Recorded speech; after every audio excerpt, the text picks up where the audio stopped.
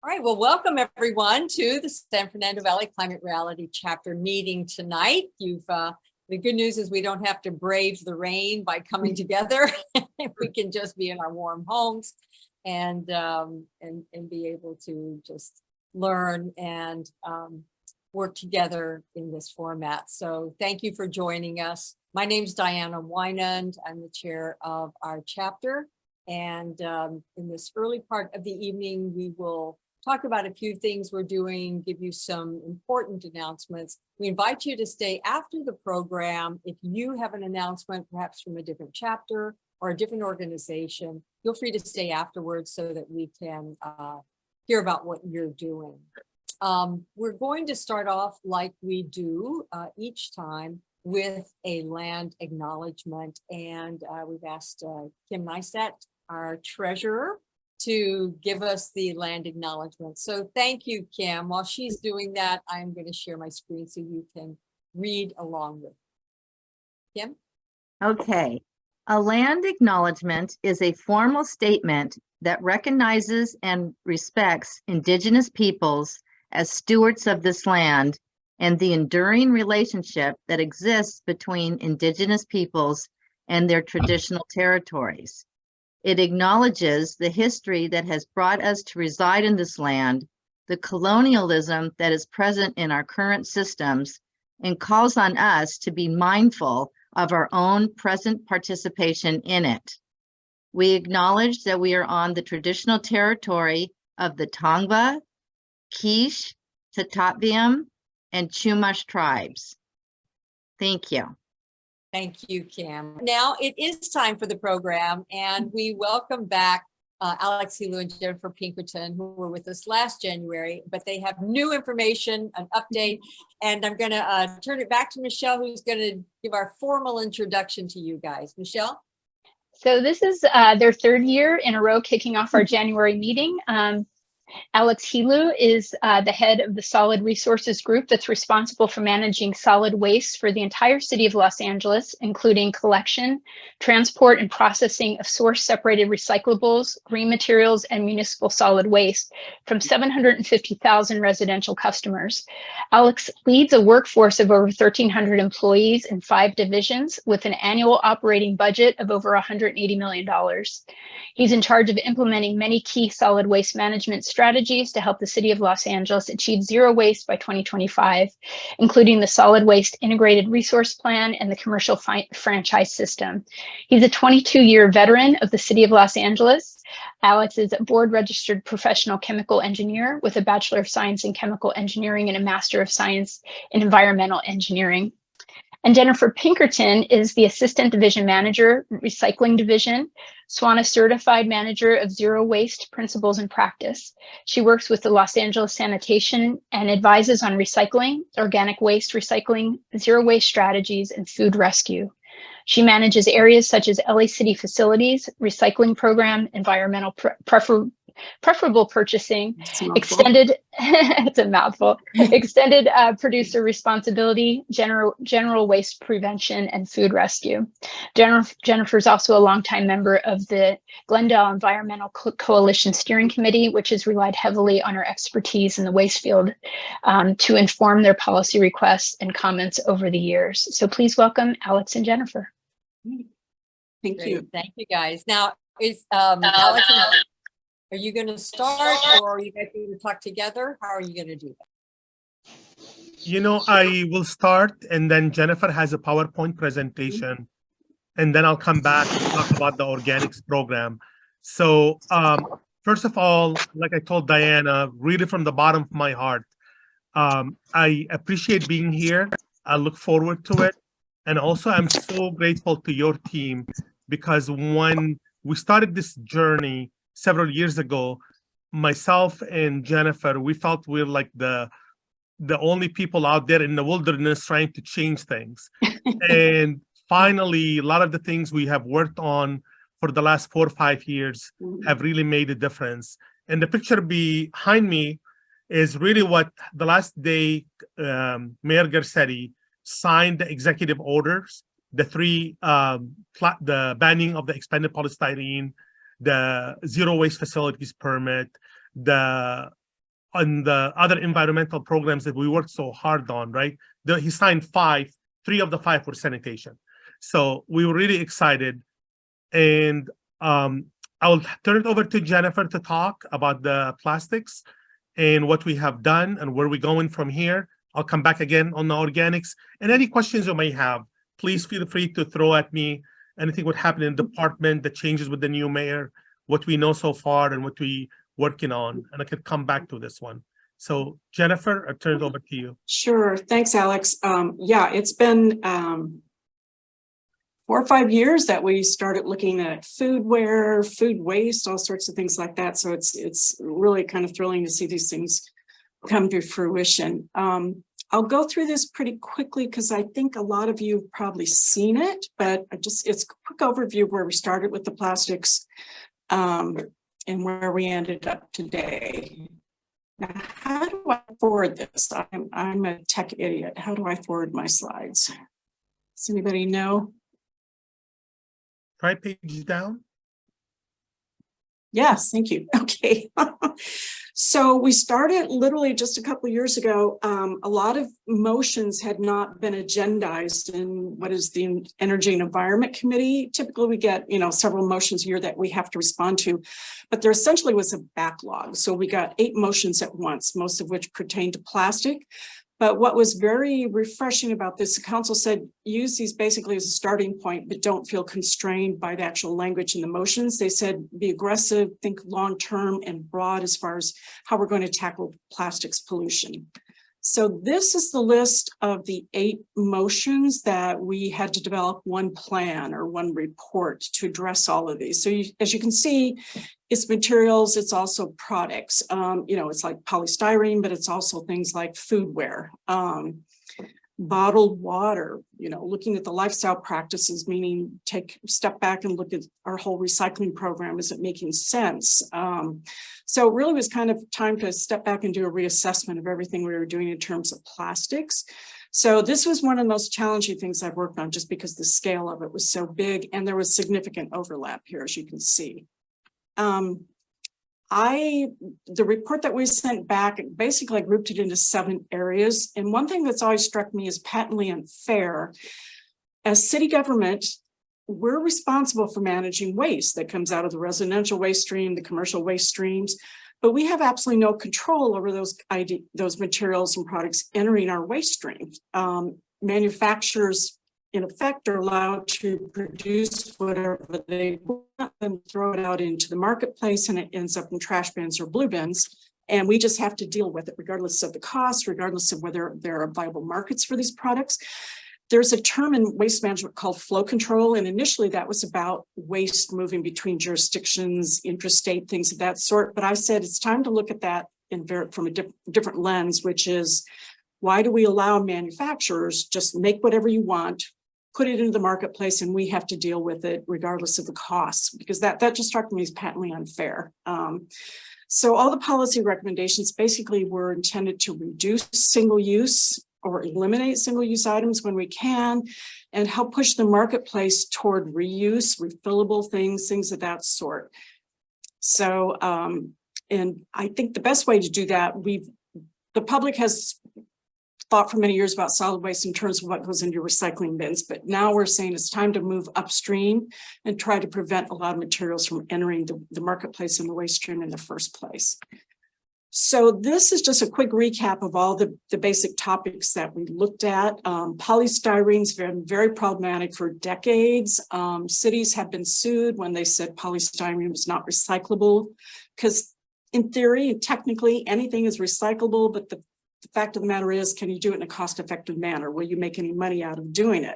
So the reality is it may be technically recyclable, but there is no market for expanded polystyrene, and it's a very difficult material to manage. It's very lightweight, it flies away, it pulverizes into tiny pieces. So it's very, very problematic. It's in a number of products. And we knew there was a particular interest on the part of the council in addressing that. The city had taken some steps over the years. We tried to partner with companies that were making, for example, picture frames out of post-consumer expanded polystyrene, but those efforts just weren't sustainable. So we thought, let's just get the material out of the marketplace altogether.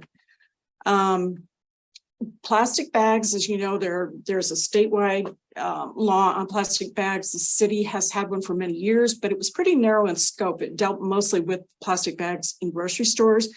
So I said, well, why don't we expand the scope? Why should other stores, retailers, clothing stores, hardware stores, why should they be exempt? So that was another big category I looked at. With the proposal that just get rid of this, what we call film plastic, because there are absolutely no markets for this. And film plastics, you know, the stretchy film, clogs equipment, processing equipment at our materials recovery facilities. So it's problematic all the way around. Another thing is just beverage bottles. Although CRV, you know, redemption value plastic bottles have a fairly high recycling rate. Not all of them are recycled. Water bottles have a lower recycling rate. So it was just like in the old days, you refilled your old glass containers, right? So the idea was, what can we do to force the market to go back to that refill model? And also encourage a high level of post-consumer recycled content in all these containers. As I poked around in plastics, discovered there's a lot of hidden plastics. This is the fourth bullet point about tea bags, just was surprising. We're really focusing on organic material diversion now and composting.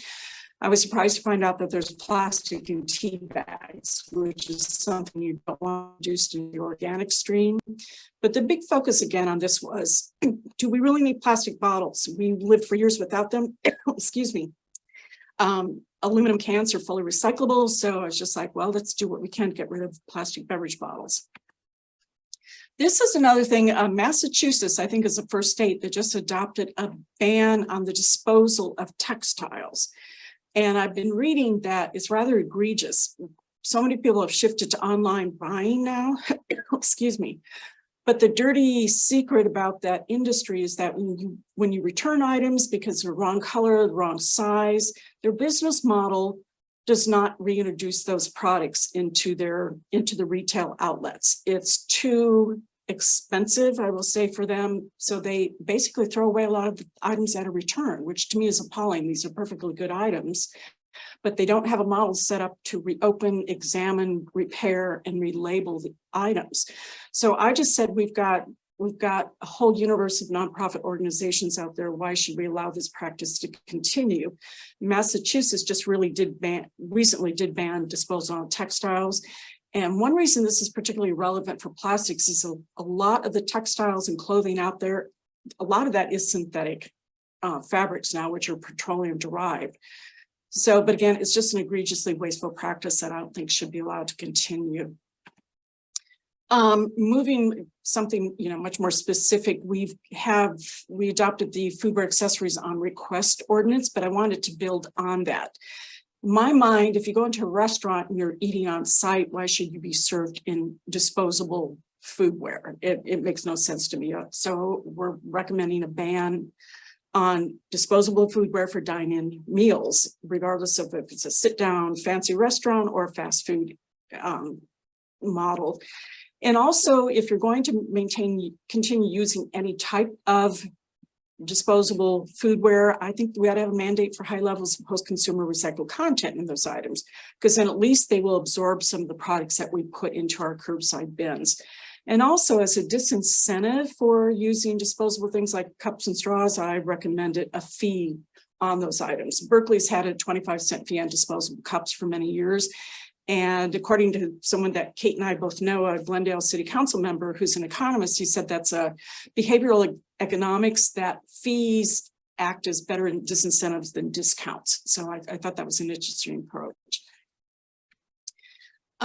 We want to better promote reuse and recycling. There are a lot of products, again, I just went out and looked at stores, went to retailers, what's out there.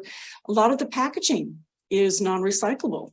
They're packaging where you've got two different types or more of materials fused together. Those things are not recyclable currently.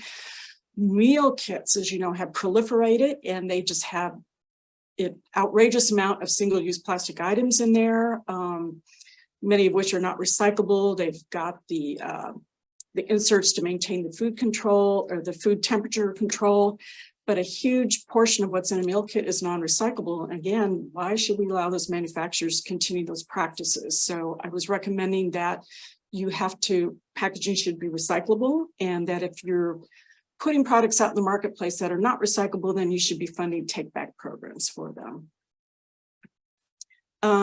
Another one, this is a very practical one. It's just like this, as the city, you heard how large sanitation's budget is. The city itself has, what is our budget, Alex, 5 billion? I mean, it's quite huge, but something in that area. But we put out millions of dollars into the marketplace because we buy a lot of things, everything from janitorial papers to copier paper to tires.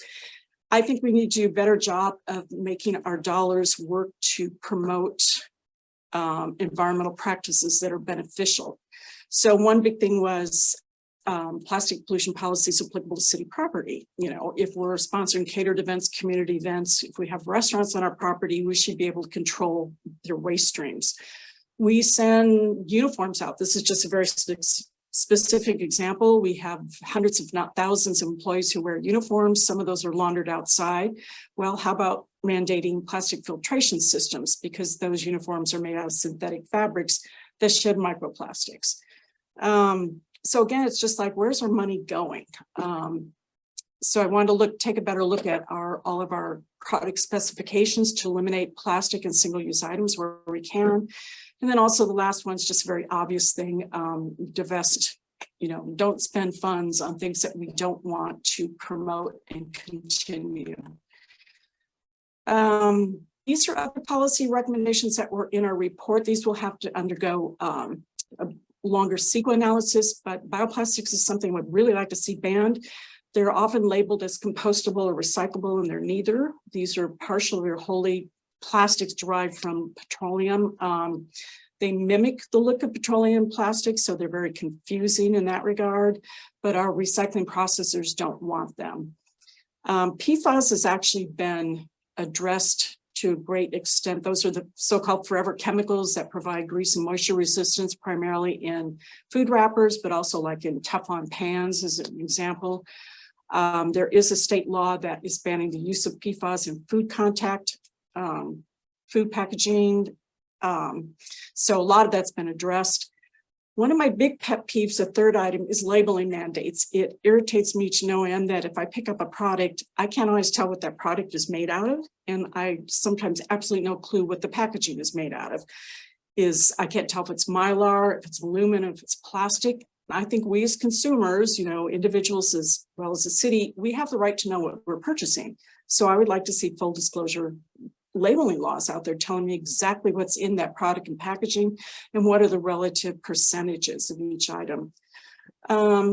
This is the next item, fee on synthetic items, microplastic shedding. Laura Friedman, as you know, I think had introduced legislation a couple of years ago to require the installation of filters in washing machines to capture microplastics. I don't think that got adopted. I don't know if you know, Kate, but I think it's something we need to look at.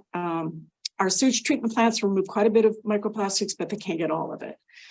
And then the last bullet point, this is something actually that the state began addressing a couple of years ago. They've got a commission that looks at recycling holistically. But we've got 80 cities in Los Angeles County alone, and I would like to see better cooperation amongst them and better sharing of product specifications and things like that. One big thing too, as you know, a lot of our materials, plastics, well, paper primarily, are shipped overseas.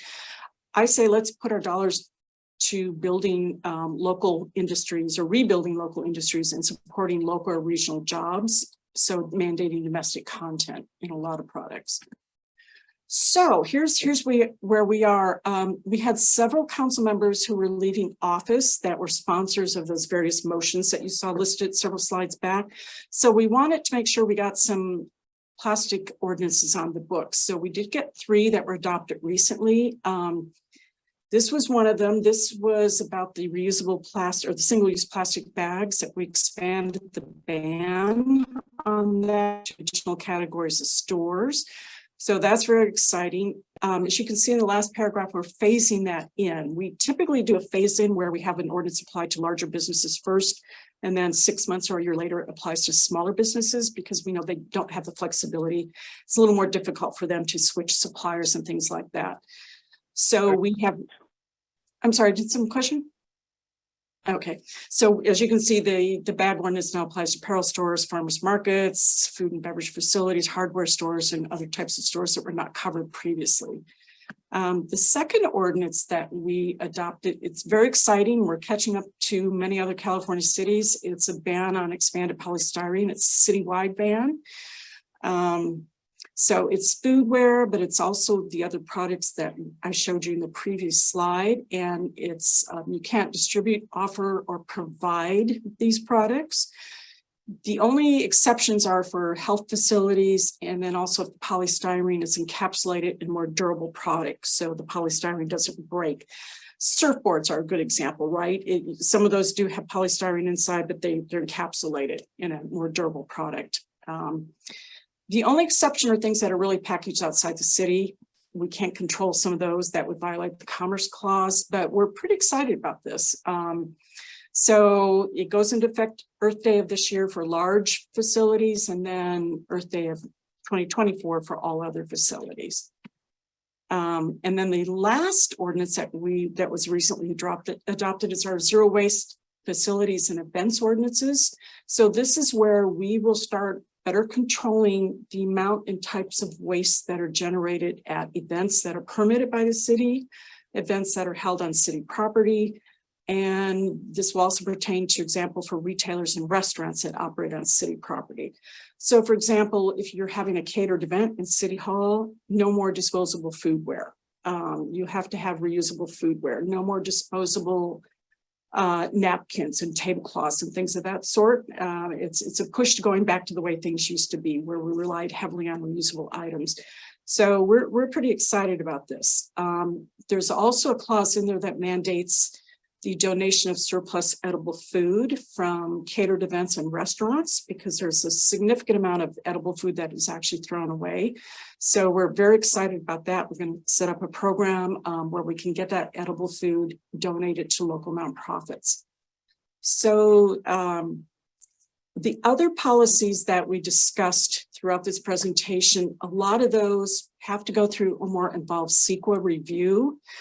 So Alex, I think we're saying 18 months for the CEQA review to be completed for these other possible policies that are listed here. That's about how long it will take. And we're trying to get the review completed and as many of these ordinances on the books by the end of calendar year 2024. Now, of course, the final decision is in the hands of the City Council as far as which of these will be adopted. But these are the ones that we think can be dealt with on a local basis. Other things such as a ban on textiles and return goods, we think are better handled at the state level, but this will be the focus going forward. And we have a new colleague in my group, Paul Cobian, who's going to be handling the CEQA process on this and the outreach to community groups and businesses. So he's going to be kept very busy for the next 18 months dealing with all of these. And I think that's basically it. So I know that was quick, but please let me know if you have any questions. Let me jump with the organics, Jennifer, and then if people have any questions, Yeah, sure. we can take both of them. Okay. So briefly on the organics, we had, as we probably mentioned last year, we had 18,000 homes who were part of our program, and they received the kitchen pail. They were doing, recycling. We expanded that program in the summer, starting July of 2022 to 40,000 homes. We negotiated 3 contracts that the council approved on November 22nd of, on November 2022, I'm sorry. They approved on November 2022. They sent the contracts back to the Board of Public Works for execution. The board was on recess, the winter recess. They're just coming back this week. So tomorrow, the board will execute all 3 contracts. Once the city clerk attests those contracts, we will be able to launch the program probably by early as next week. And we will have a website. And so all 750,000 customers by January 23rd, if not sooner, which probably next week, I'm thinking the 16th, they can start putting their food scrap, salt, paper, pizza boxes, all the other stuff we've been talking about, eggshells, into the green bin, and we will be collecting them, composting the material. That's a big change. All 750,000 will have access to it. They do not really need the kitchen pail to be part of the program, but if they want a kitchen pail, we having a website. They can sign up. They can come to one of our collection yards, pick up that kitchen pail free of charge, and use it to be part of the program. If they are unable to drive because disability, they can make an appointment and we will deliver the kitchen pail to them. So again, several cities around us have launched the program with no kitchen pails. And so we are trying it both ways. We're saying, if you want to be part of the program, you want a kitchen pail, we'll give you one. But if you want to use your own box, your own, actually found out today, one of our residents is using a cookie jar to put the kitchen scrap in. And she said, I like it better. It looks more beautiful on my kitchen. And so I take it out and empty it in the green bin. So I don't need a kitchen pail. And that's fine too. So we leave it to everybody. So that's really what's happening on the organics. And we're really excited that we're finally launching this program and getting it done. And we're available to take any questions. If anything we missed, we can touch on it during question and answer. Great. Thank you, Jennifer and Alex. I just opened the chat. So if you guys want to think about a question or go ahead and pop it into the chat, that would be great. And in the meantime, Kathy, do you have a question to kick things off? I do. I have a lot of questions, but everybody else will ask questions too. So we're very excited about the plastic waste, and that report was so comprehensive. I'm just, so we know what to look for. How can we as consumers support that? For example, do I go into my dry cleaners and yell at them when when they put my clothes in the bag? What are we supposed to look out for in terms of that plastic, and how can we report it? Or if we go into a restaurant and they're using polystyrene food containers, what do we do? Well, a couple things. I would say spend your dollars appropriately if you support these policies. So try to purchase products that have recyclable packaging. You mentioned your dry cleaners. Some dry cleaners have started offering reusable bags, that you just take back and forth. So if your dry cleaner is not offering those, suggest it, or just refuse the plastic film, which is what I do, because I generally am taking it from the dry cleaners to my car, right? It's not going to get very soiled. I would mention things to managers at stores, that try to carry products that are not plastic or not single use. One of my nearby grocery stores, they still offer the plastic produce bag, which is called a pre-check bag, and the state's addressing those bags now, but they're also selling reusable cotton, muslin produce bags. So I would just say, look for those items, do mention it to the store managers, make suggestions. And if you see things, I would also say, stay in touch with your city council members about things that you see. And then I would sign up too for the agenda for the Energy Environment Committee, so you'll know when items like this are coming up if you want to call in and make comments. So those are my general recommendations, and just share those, those ideas. So will all these businesses, all of the dry cleaners, all of the grocery stores, all of the restaurants be informed of these new ordinances? How will they be enforced? Yes. For example, when we adopted the foodware accessories on request, we sent a mailer to all 30-some thousand restaurants in Los Angeles. We've held some outreach meetings with different industry groups, including dry cleaners recently. Now, I do want to note there is no guarantee that we will adopt a ban on plastic dry cleaner bags, but we're hoping that we will. That's a recommendation. So Paul Cobian, who I mentioned, is new to our group. He'll be handling the outreach.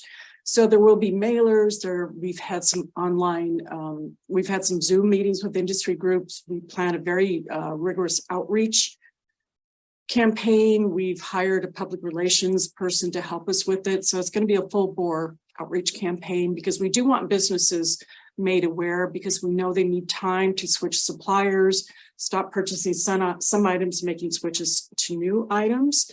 So that's kind of a quick overview of what we'll be doing. Just to add to Jennifer, Kathy, we did meet with several dry cleaners and a group that represented them.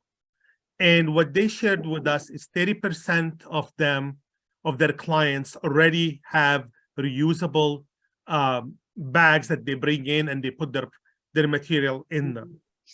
And they were not ready to proceed at this time. They felt with the COVID and the impact on their industry, they needed more time. And I think that affected, basically the council felt we need more time on the dry cleaners. We would have been one of the first cities that I know of who would have put that on the books, but they were receptive for us to proceed with the public education outreach and the CEQA document to show that there is other products that they can do. Thank you. Can I just jump in and say one quick thing on the dry cleaners? I think this is like an interim thing, but you might at least talk to them about encouraging dry cleaners to use a single bag for all of the clothes that a customer has. Because I've experienced so many times, like one bag for each shirt. It's annoying. Oh, instead of right. Okay, good point. We're getting some questions in. Kathy, did you have any more? Or should we go to some of the questions? Go ahead, and I'll save mine till the end. Thanks. Oh, okay, great. Well, we were just sort of trying to get turned on to everyone. So I got a few direct questions. So I'll go ahead and voice those. From Cheryl, she asks, will each residence be getting a list of what specifically we will be able to compost? I think that comes from that sometimes different areas were allowed to do different forms or different items. Can you address that? Yeah, the three contractors we have hired for this program, they will be accepting the same amount of material, the same type of material. And the list would be on our website. That will be effective probably as Wednesday evening, once the board approves the contracts. We will turn on that website. We will have the list of the products, and those products are also on our kitchen pails that will be given for those who want it. But the website will have a list of them, including the food, salt, paper,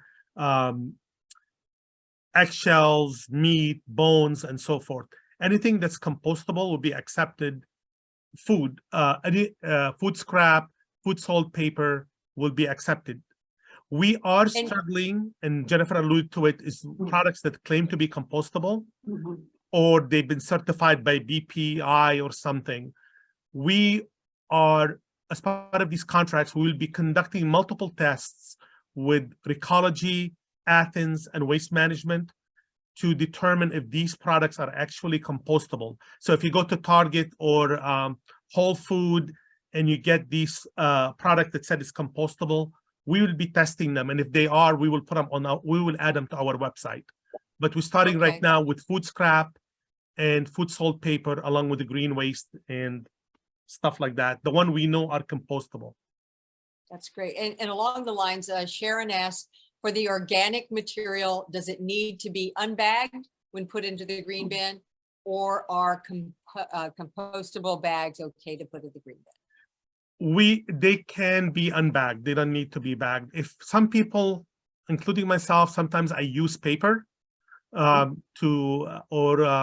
paper towels that I had after wiping something, use them in at the bottom of my kitchen pail. So those are fine going into the green bin.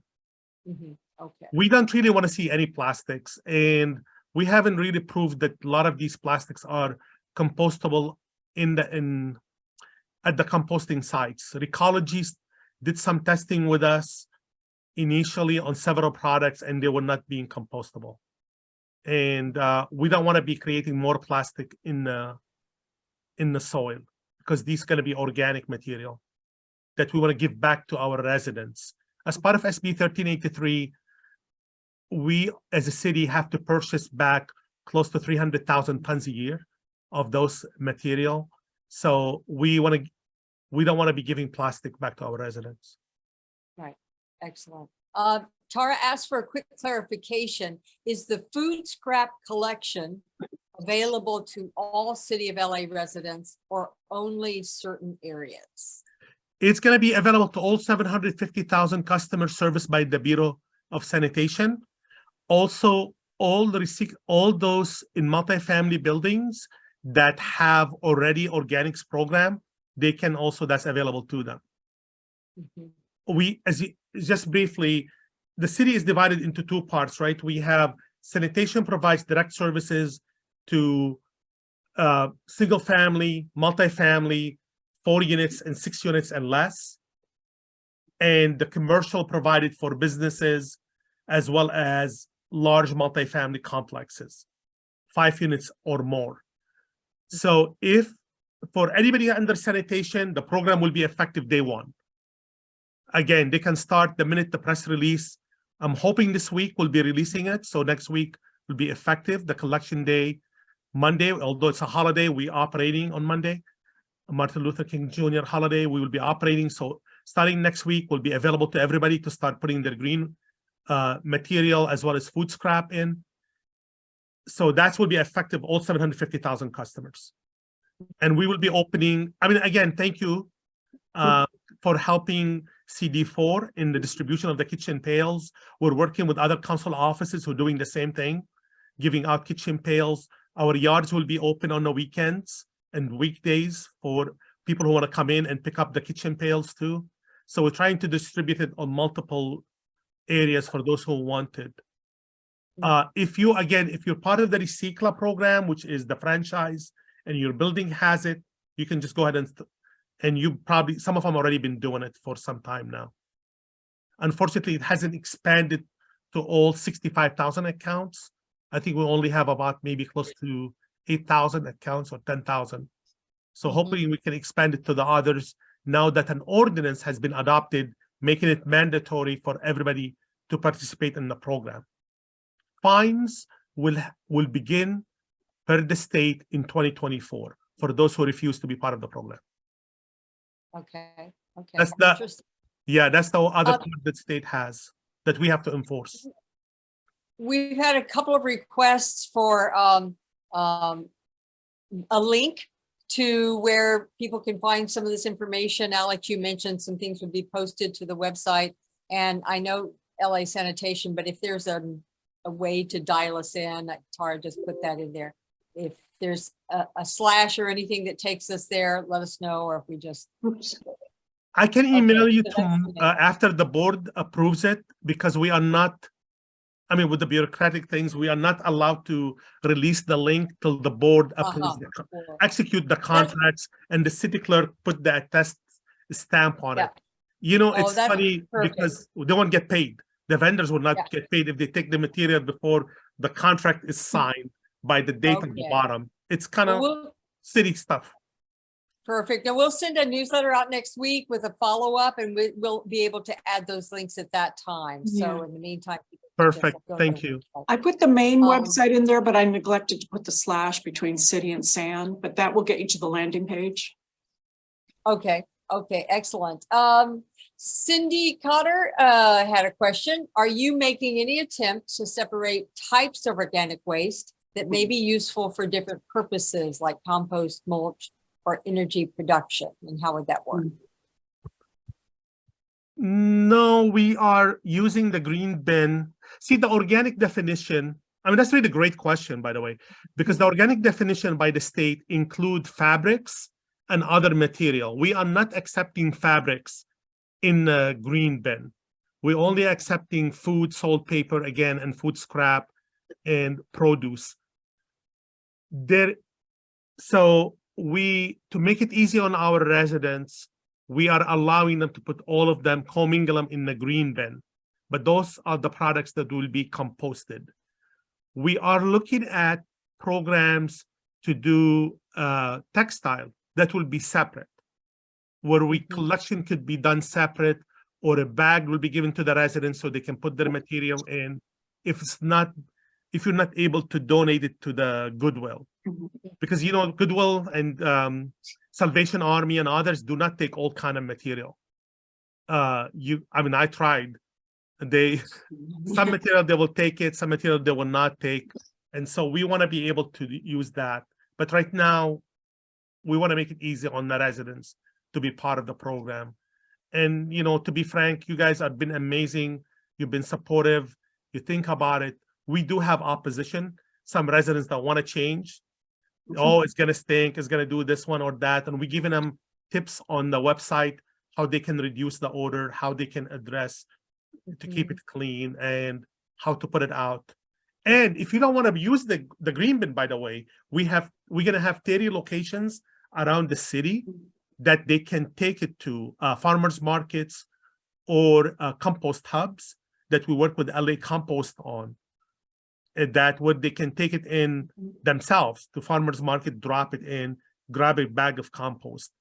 We started that partnership with LA Compost.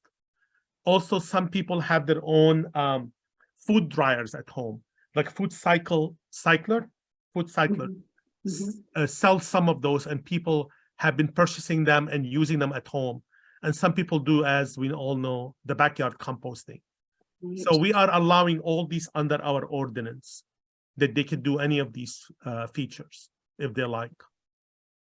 Great. When does the compost program kick off, Alex, with the additional 30, the more additional sites?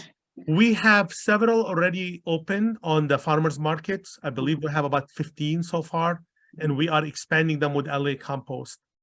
If over 2 year, the program with them is over 2 year period. The facility that they have at Griffith Park is up and running. And that's one of the things we want to stop in, hopefully when we have a chance to see their facility and the city facility. Their facility is smaller size. We could see how they operate. The city facility is larger, where we're doing the compost and the biofilters. So we're doing good in time. So what I would like to do is actually, and we had a little snag where we didn't see everybody's question right at the top. So keep putting your question in the chat, because Jennifer and Alex sometimes are looking and responding. In the meantime, go ahead and raise your hand, or use the under reactions on the bottom of the screen, use the raised hand emoji, and then we can call on you and you can just open your mic and ask your question directly. Terry? Yes, I have a quick question. So I'm with the Tarzana Neighborhood Council as well, and we have a big Earth Day event we hold in April.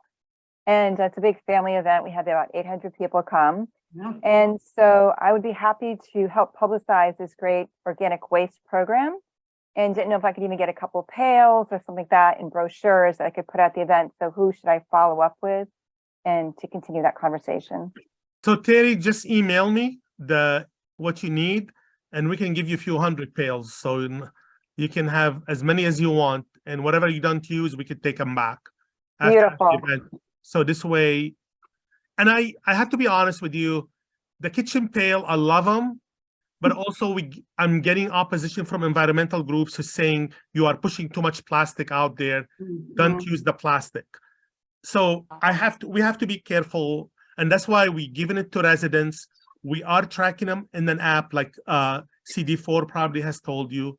We track who's getting it, because we don't want people to take them and then end up selling them on eBay, like happened with some bins before, right?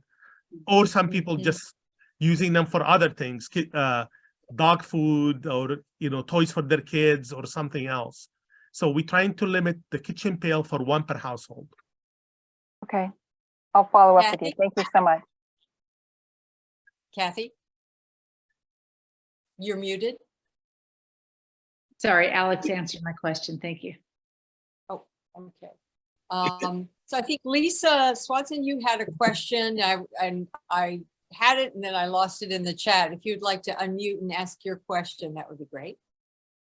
Okay, I just had a comment about plastics, and you mentioned about pushing manufacturers about getting more recycled content. But one thing that I've noticed that's really frustrating is that on some plastics where they have the recycled content, Mhm. then those items themselves are recycled. And I noticed that on eggs from Aldi's. And so they have this nice statement on there that this was made with 100% recycled content, Right. and it used up 4 water bottles or something like that. Right. But yet there's no longer any recycling symbol on there that it can be recycled again. And I was just kind of curious why that happens, why in making those recycled materials, then they become unrecyclable themselves. There's actually no direct correlation. Recycled content and something doesn't mean it can't be recycled, but it depends on what markets are again. So for example, sanitation's only taking plastics 1, 2, and 5 in our blue bin now, but we can't take every type of plastics. For example, most number 1 are bottles, right? So you want high levels of recycled content in products because that in effect creates a market for the materials you put into your blue bin, but it's how the plastic is used that determines whether it can be recycled or not. Recycling facilities are set up to process certain types of materials. Are you talking about like the clear egg cartons? Yes. Yes. Okay. So I don't know, Alex, would we take, I think those are number 1 plastic, but I'm not sure. Have you seen those clear plastic egg cartons, Alex? I don't know if our recycling, it's up to our recycling companies if they want materials. We don't process the stuff ourselves. But if they are supposed to be recycled, then they should have a 1 on them, or? So there are 2 things. The codes, the numbers show you what type of resin it is, so 1, 2, and 5. The recycling, the arrows do not necessarily mean anything. And California is now regulating the use of those because we find people get confused. If they see the chasing arrows, they think that means something can go in your blue bin and it will get recycled. It does not mean that. It was the Plastics Council that started using those chasing arrows decades ago. So they should be going away on most products in California.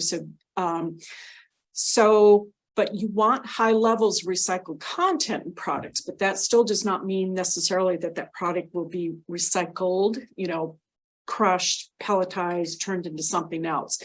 Because we have contracts with companies that process the materials. They separate the stuff, they bale it, they clean it, they sell it.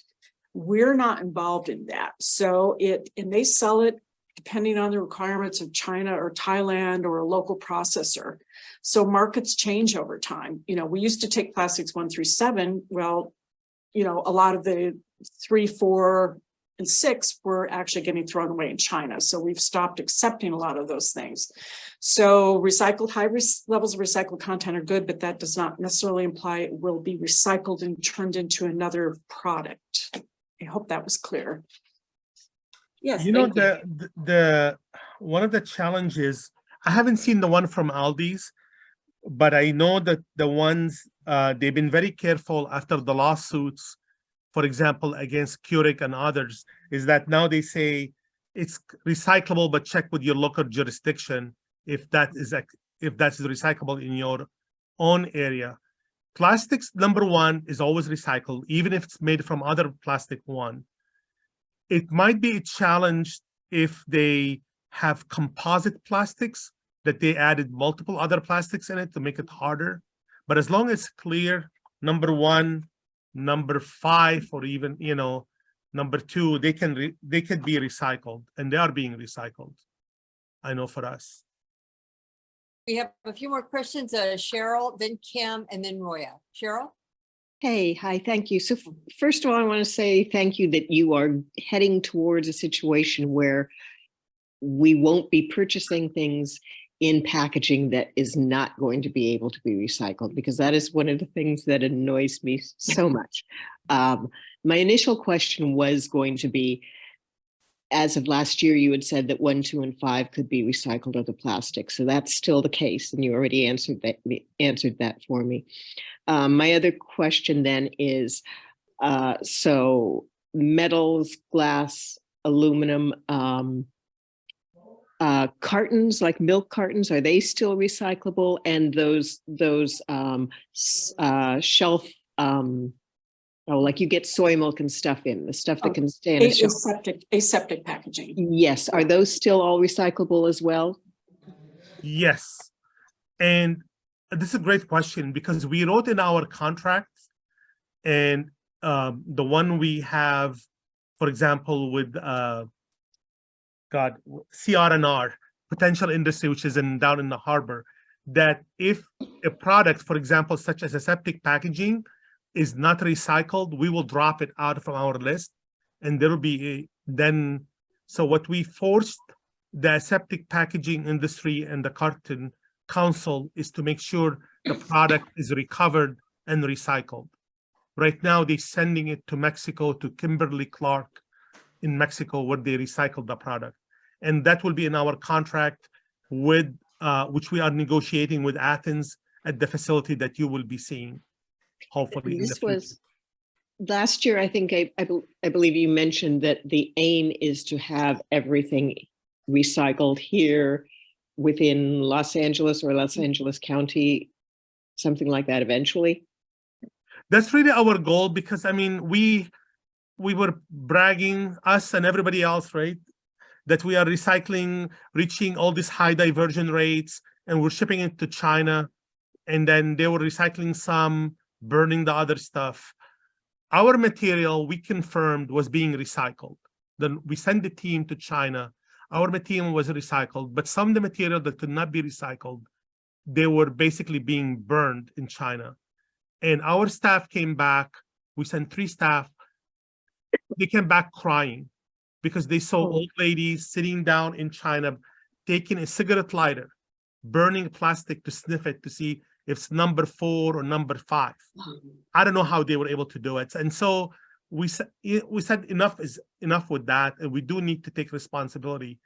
I think Council Member Krikorian is looking at us to look at the plastic, how we can phase it out completely. And that's why they want to ban the water bottles, the soda bottles that are made of plastics and everything else, because they're not being recycled. A lot of the other plastics, the same thing. Then my last question is, so styrofoam is going away, is being phased out. So eventually, like when you get takeout food, it used to come in styrofoam. What will it be coming in? There's a lot of, I still get stuff in cardboard, but it seems like the cardboard has plastic on it. Will that then be compostable or what? Yeah, foodware is difficult. We're actually developing a guide to list alternatives to polystyrene foodware. I mean, restaurants like polystyrene because it's extremely cheap, it doesn't leak, and it retains heat. So it is a bit of a dilemma to find the equivalent product that's also not much more expensive. There aren't a lot of alternatives out there. Most of what's out there right now is paperboard. Like you said, it's pulped paper, paperboard. Some of those products have lining, others don't. And sometimes it's difficult to tell. Sometimes it's not labeled to indicate if it's got a lining in it. But we are working on a guide. Like Alex said, we're going to buy as many foodware samples as we can and have our organics processors test them for their compostability. But what we're also suggesting is AB 619 from Chew that was adopted a couple of years ago. That allows restaurants to decide if customers can bring in their own reusable foodware and beverage containers. So I would strongly encourage you, if you do a lot of takeout, ask the restaurant, say, I understand this is legally allowed. Will you let me provide my own container? I test that at a lot of places, and most restaurants don't seem to know about that law, but I've never been turned down. So that's the ultimate goal, is reusable things, but bring your own reusable foodware with you. We're going to be doing a pilot project too with reusable foodware. There are a number of organizations, some in New York, most are up in the Bay Area, where it's a reusable foodware system. If a restaurant delivers foodware to you in a reusable container. You pay deposit on the container, and then you either take it back to the restaurant or you take it to a drop-off site and your deposit is refunded to you. They're not super large in scale yet, but those are your two best options is, go to reusables where you can. So we're going to be working with restaurants because we know, it is a dilemma to find an alternative to polystyrene, but if you can go to reusables, go to reusables. Thank you. Yeah. Thanks. Next is Kim, then Roya, then Tara. I have a question. Trader Joe's provides those green compostable bags to put your fruit and vegetables in. Can those go in the green bin? It says compostable on it. Honestly, we want to test them. We don't know if they Yeah. compost. We're waiting for Ecology, Athens, and Waste Management to confirm that they are compostable. Okay, and I also, because I purchase coffee pods to fit for my Keurig and my Nespresso coffee makers, and I specifically purchase them because they say they're 100% compostable. Is that the same thing? You guys need to test it first, or do I throw it in and then you test it? No, we had the discussion with Keurig on that one. I have a machine too, and I put my coffee inside that plastic one I bought, and I clean it up every time. So you could reuse it with your whatever coffee you want. Those products are not compostable. No, these are different. These aren't from Keurig. They just are compatible to Keurig and Nespresso. They're actually sold by other companies, and they say they're 100% compostable on the box. Can you send us, Kim? I mean, we can pick it up from your house to make it easy. If you save them, after you use them, save them. We will take them and test them. Yeah. Oh, awesome. Awesome. And All right. we can tell if they're compostable or not. And if they are, we'll allow it on our website. If not, we will not include it. How do I think get would them be to fun you? To be a tester. Oh. I would Call be me when a they're ready. tester. We'll send somebody to pick them up. Awesome. Thank you so That's great. much. I know, what's that, Nespresso? I don't have an Nespresso machine, but a friend of mine has an Nespresso machine. He puts them in a bag and send it back to Nespresso. No. You know what? That was from Nespresso. They're aluminum and it's a pain in the neck. So then I found the compostable ones and they're just as good. I'm always dubious if it's a plastic of any type and says compostable, because usually they have hardeners added to them to hold a rigid or semi-rigid shape. And those hardener chemicals usually render that non-compostable. But like Alex said, we'll have to test. Also, funny note, Keurig was sued for labeling their little cups as recyclable because they're too small and they just fall off through the machinery at a recycling processing company. So you can get your money back. It's about $3.50 each. It was a class action suit. Wow. We have a couple more questions. Roya, then Tara, and then Kathy, and then that's probably be it for tonight. Roya, go ahead. Okay, thank you. First, I want to say thank you so much. It was very informative session. I have two questions. First, about this plastic. So when we have these numbers, Jennifer, this question is for Jennifer. These numbers, are they correct? Because I try to don't get close to PVC that is number 3 plastic. I want to know if I see this number on the plastic, is that the correct number, or because you said we cannot count on it? Maybe. I've never seen, and maybe Alex, I've never seen where an incorrect number is on something, but we are now accepting only 1, 2, and 5. Okay, perfect. Thank you. And the second question is, when we're gonna see the same color for the trash cans in all cities? Because right now, in different cities, they are different. And always the people that are helping me, they are confused with the putting trash in the recycling. And I think it shouldn't be very hard. I heard this is a plan. I want to know when you're going to start to have one standard color for example, for all recycling in all cities. Well, you may have noticed, like in Glendale, rather than replace the whole bin, because we had gray recycling bins, now the state law is blue. So they've just replaced the lids, and the lids are now blue, and that indicates recycling. I don't remember the compliance date for common colors, but green now is organics, food waste, green waste, blue is recyclables like paper and bottles, and then use black as trash. So if they don't change out the whole But bin, in our city, I live in Calabasas, and Calabasas recycling is black, and always people, yeah, still is black. Because of that, I'm asking. And our trash goes to blue, and that doesn't make sense. But anyway, That's I because wanted it's to know is Ventura County, not Los Angeles.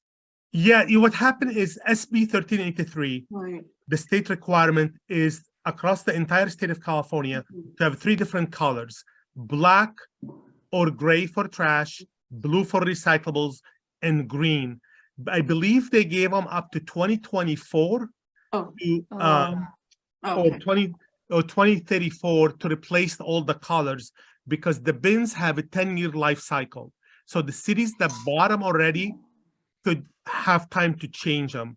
They could change the top, like Jennifer said, they're putting the lid blue, gray, or black and green, or they can replace the whole thing. In the city, Los Angeles, we don't have to replace it, but every other city who do not have those coloring, the SB 1383 is making it a mandatory to replace them. But they also don't want to replace it if the bin is still functional.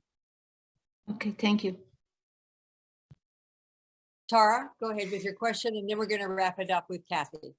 Thank you. Thank you. First of all, this is tremendous progress and very exciting. Thank you so much. This presentation was wonderful. My question has to do with the enormous effort and time that it takes to ship all the waste to China. Is it not possible for us to create our own facilities to do whatever it is they're doing that we hope they're doing in China? Well, we can't send anymore what was done before to China, right? They closed with the green fence. They are only taking right now cardboard, and that has to be pre-processed in Vietnam or some other places. And they still sneak some stuff in. So they're looking only for cardboard, aluminum, and some high value product, and they have to have very clean. What we're saying right now, why do we need to ship it to any other country? Why can't we process it, whether locally in let's say Southern California, or even in other states around us? That is exactly, yeah. Thank you. Unfortunately, there is a lot of opposition to building any facilities. I mean, I love chocolate, but if you try to open a chocolate factory, people will be up in arms saying no more. We can't even, we're having troubles just opening composting locations, right? Or facilities.